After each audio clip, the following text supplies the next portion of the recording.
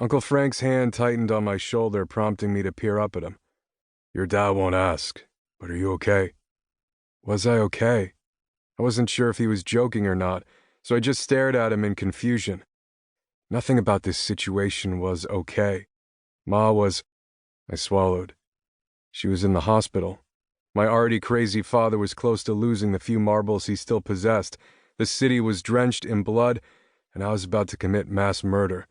And my uncle was asking if I was okay. I tilted my head back around, staring at a sight no 15-year-old should ever have to witness. But this was my punishment. I should have gone into the dress shop with her. I should have gone inside. I shouldn't have rushed off to catch the bus for school. I should have made sure Ma was safe. That was my job, to take her to her shop every morning. I didn't feel my own bruises, didn't feel anything really. Just knew that nothing was okay about this situation, nothing at all. And that was safer. Being numb right now was a hell of a lot safer than the alternative. Surrounded by busted-up cars, mountains of them, Da jumped out of the cat tractor. Clouds of dust burst around him in eddying flurries that settled on his shoes when he moved to stand in front of a car crusher that diminished his larger-than-life frame. His arms were folded over his chest as he watched me, a bitter hatred etched into his features that I knew he'd always feel for me because of what I'd done to Ma. And that was when Frank nudged me forward. Go on. It'll take a few minutes. You've killed before, Bren. This is just like that. This was nothing like before. Nothing.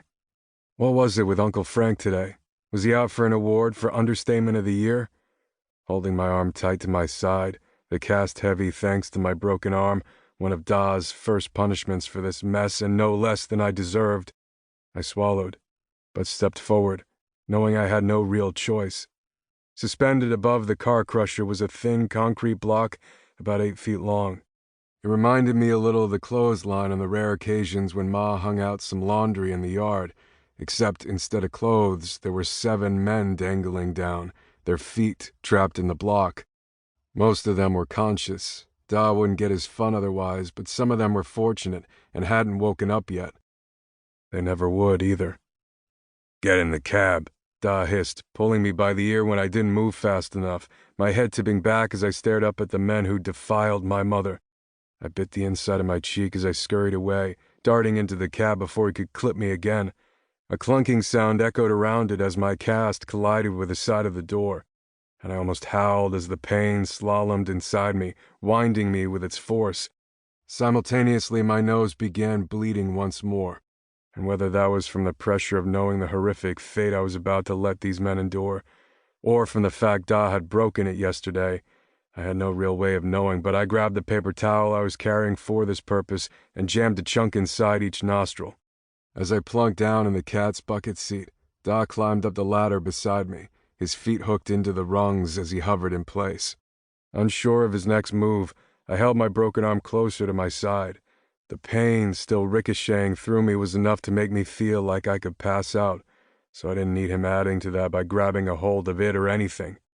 All around us there were motes of dust and debris, shards of metal and boxy squares of wreckage that glinted under the hard glow of the spotlights.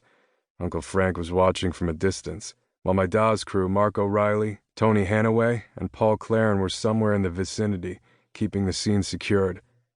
All you need to do is release the pincers, he told me. Their deaths wouldn't make up for what they'd done to Ma. They wouldn't pay for their sins by dying no matter what Father Doyle said. Da believed that bullshit, but I didn't. Knowing it was pointless to argue, I licked my lips and raised my other hand to do as he bid. Before I could tap the button, he told me, You could have prevented this, Brennan. Remember, today, your Ma would be safe at home if you'd just done as I asked you. Women, be they your wife or your mother, are queens. They are to be protected and sheltered at all costs. As much as those words resonated with me, I wanted to ask why he'd laid Ma's responsibility on my shoulders if she was so important to him. But I knew why. Sure, I still went to school, but that was only to keep up appearances. Plus, he wanted his sons to rub shoulders with Manhattan's elite, so off we went to learn BS we'd never need before our real job started once that shit was over and the uniform was off. To him, I was a made man.